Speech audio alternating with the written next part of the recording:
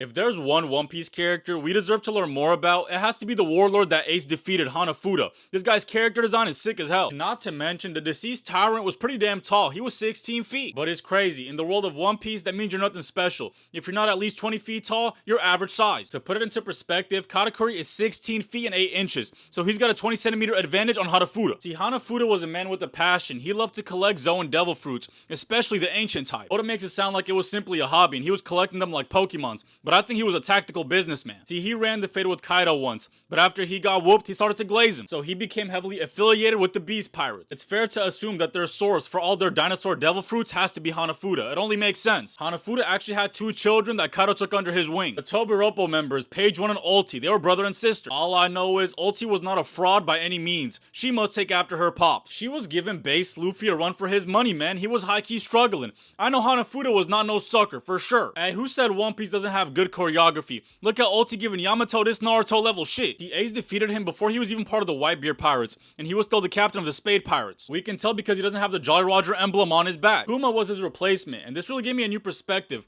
How long has the Warlord system been in place for? It has to be over 20 years ago, because we're seeing the current lineup of characters like Doflamingo, Mihawk, Crocodile, and the crowd in their teens during Goldie Roger's execution. We don't know what powers or abilities Hanafuda had, but we do know his notorious nickname, the King of the Lizard. So this makes fans start to speculate. Since there's no T-Rex ancient zone within the Beast Pirates lineup, he either ate the T-Rex model or he can transform into some whack shit like a gecko. Don't forget, he's recognized as King of the Lizards. That leaves a lot of gray area open. Oda states he might have been working towards some sinister goal, but we'll never know. See, even though Ace was the one that dethroned him, he was killed by pirates that held a grudge against him. So it's fair to assume that his morals are questionable. Maybe he was planning to backstab Kaido one day, who knows? But I think they were locked in, bro. Kaido really adopted his offsprings after he passed. He was not obligated to. Who knows why Ace even fought him in the first place? But Jinbei doesn't seem in support of Ace's actions. We know Jinbei is righteous. If Hanafuda was evil, he would have said so. Ace had to have been offered the Warlord position after defeating this legend at sea, Hanafuda. It's stated he carries a Kusarigama with a spiky metal ball attached,